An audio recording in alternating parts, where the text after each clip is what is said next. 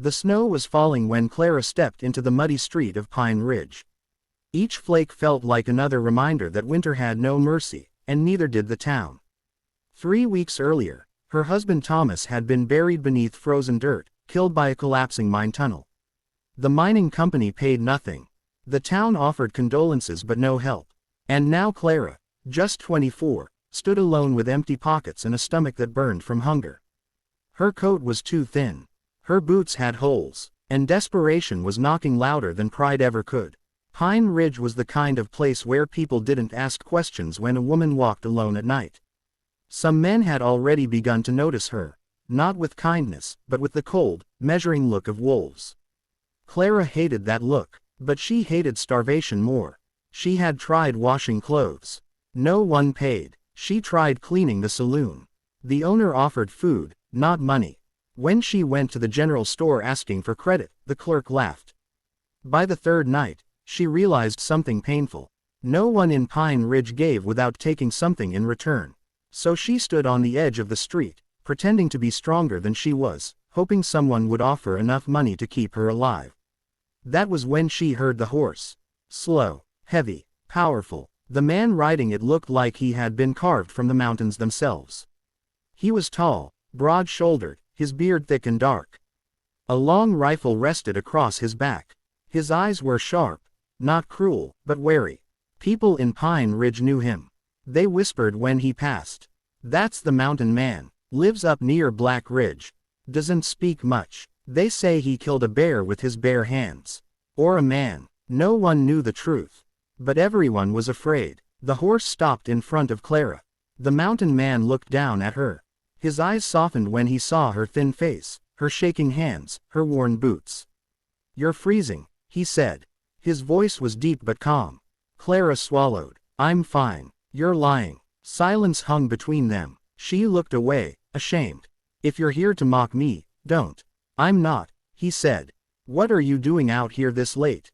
She hesitated. Then she spoke the truth because it was already written on her face. "I'm trying to survive." He studied her for a long moment. "Come with me," he said. Fear shot through her. "I don't even know your name." "Jonah," he replied. "I won't hurt you." That was easy to say. Harder to believe. But something in his eyes wasn't hunger. It was concern. Clara nodded slowly. She climbed onto the horse behind him, holding the back of his coat as they rode into the dark mountain trail. The cabin was small but warm, tucked between tall pines and sheltered from the wind. Inside, a fire crackled. A kettle hung over it. There were blankets folded neatly on a wooden bed. It didn't look like the home of a monster. Jonah removed his coat and handed it to her. "Sit. Warm yourself." Clara stayed near the door, unsure. "You can leave anytime," he said quietly. "But you won't freeze here." She sat by the fire. For a while, neither of them spoke. Finally she whispered, "Everyone in town thinks you're dangerous." He nodded. "They always do." "Are you?" Jonah met her eyes. "Only to people who deserve it." She believed him. He poured her soup. Real soup. Thick with vegetables and meat. She hadn't eaten like this in weeks.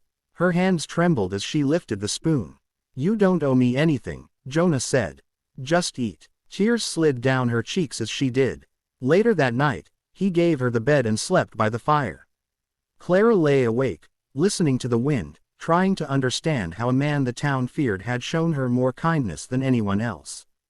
Days turned into weeks. Clara stayed. She cooked. She cleaned. She helped Jonah with small tasks around the cabin. He never touched her without permission. Never made her feel like an object. Slowly, her body grew stronger. So did her heart. One evening, she finally told him the truth. "I was going to sell myself in town," she said softly. "That night you found me. I didn't have another choice." Jonah's jaw tightened. "You should never have had to." "People don't care about widows," she said. "We're invisible." "Not to me," he replied. One night, as snow fell gently outside, Clara realized something that shocked her. She wasn't afraid anymore. She was safe. And she was falling in love with a man the world had labeled a monster. But the town would not leave them alone. One afternoon, riders came up the mountain, men from Pine Ridge.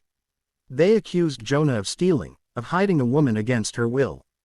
Clara stepped forward. I came here by choice. They didn't believe her. Jonah stood tall. Leave. Now. Guns were drawn. But Clara stood between them. He saved me, she said. When none of you would.